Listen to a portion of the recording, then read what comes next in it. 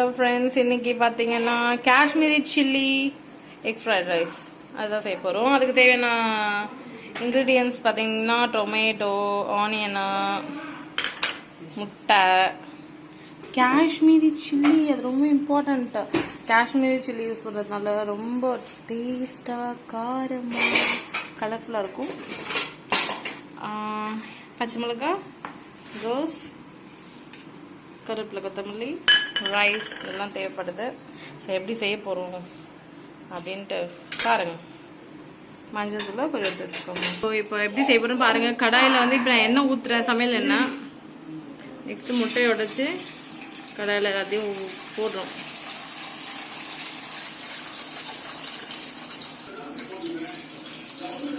இன்னொரு முட்டை, இது மாதிரி நமக்கு எவ்வளோ தேவையோ அவ்வளோ முட்டை உடைச்சி ஊற்றிக்கலாம். நாங்கள் ஒரு 6 முட்டை எடுத்து வச்சுருக்கோம். இது மாதிரி முட்டையை உடைச்சி அப்படியே அந்த கடாயில் ஊற்றிக்கணும்.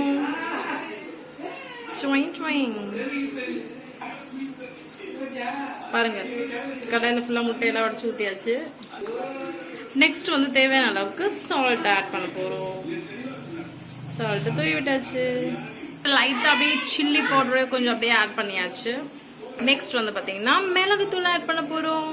பெப்பர் லைட்டா என்ன பண்ணணும், கிண்டி விட்டுக்கணும் லைட்டா. ஸோ இது வந்து கிட்டத்தட்ட பொடி மாசம் மாதிரியே ரெடி ஆகணும். இன்னும் கூட கொஞ்சம் மஞ்சள் தூள்லாம் ஆட் பண்ணிக்கலாம்.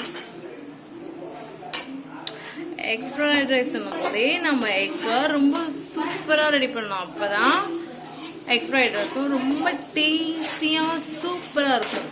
ஸோ பாருங்க, இதே மாதிரி சூப்பராக நீங்கள் ரெடி பண்ணணும். இது மாதிரி நல்லா கிளறி விட்டுக்கணும். அப்போதான் சூப்பராக ரெடி ஆகும் இந்த எக்கு. இது வந்து பார்த்தீங்கன்னா ஒரு தட்டில் நல்லா ட்ரான்ஸ்ஃபர் பண்ணி வச்சுக்கலாம்.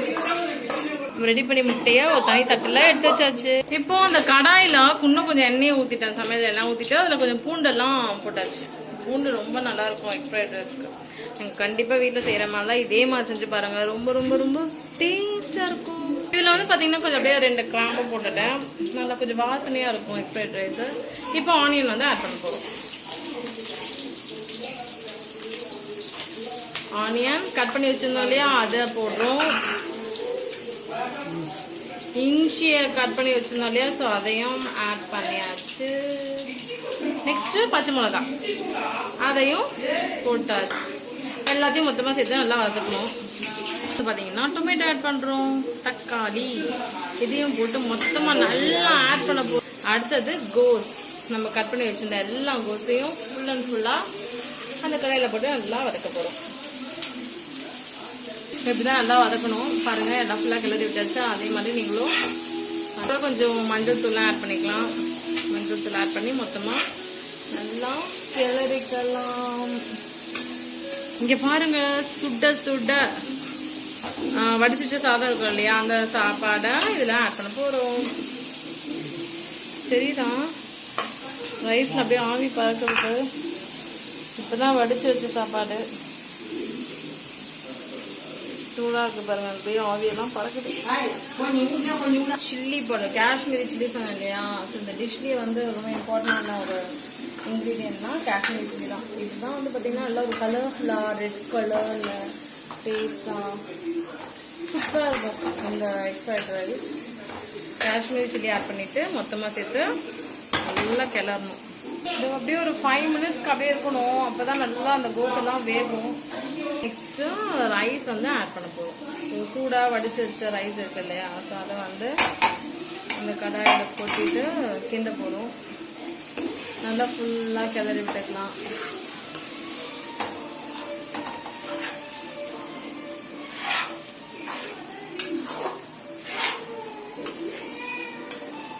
வந்து பார்த்தீங்கன்னா அந்த எடுத்து வச்சிருந்தோம் இல்லையா ஏற்கனவே, அந்த எக்கை வந்து ஃபுல்லாக அதை போட்டுட்டு மொத்தமாக ஒரு கிளறிட்டா Kashmiri chilli egg fried rice ready ஆகிடும். லாஸ்ட்டாக வந்து பார்த்தீங்கன்னா அந்த கருவேப்பிலை கொத்தமல்லி இருக்குல்ல, அதையும் வந்து ஆக்சுவலாக இது மாதிரி எக் ஃப்ரைட் ரைஸ்லாம் செஞ்சு சாப்பிட்றதுல ஒரு நல்ல ஒரு பெனிஃபிட் இருக்குது. யாராச்சும் ஒல்லியாக இருக்கீங்க அப்படின்னா இது மாதிரி எக் ஃப்ரைட் ரைஸ்லாம் வீக்லி ஒரு 3 இல்லை 4 டைம்ஸ் அது மாதிரி சாப்பிட்டே இருந்தீங்கன்னா நல்லா புஸ்ன்னு ஆகிடுவீங்க. நல்லா வெயிட் போட்டு. ஸோ வெயிட் போகிறதுக்கு கூட நிறைய பேர் எதையோ ட்ரிங்க்கு அது இதுன்னு குடிச்சிட்ருக்கீங்க. ஸோ அதெல்லாம் அவாய்ட் பண்ணிவிட்டு இது மாதிரி எக் ஃப்ரைட் ரைஸ்லாம் செஞ்சு சாப்பிட்டு பாருங்கள். நல்லா வெயிட் ஏறுவீங்க, நல்லா புஸ் புஸ்ன்னு ஆகிடுவீங்க. பாருங்கள், இது மாதிரி ஃபுல்லாக நல்லா கிளறி விட்டுக்கணும்.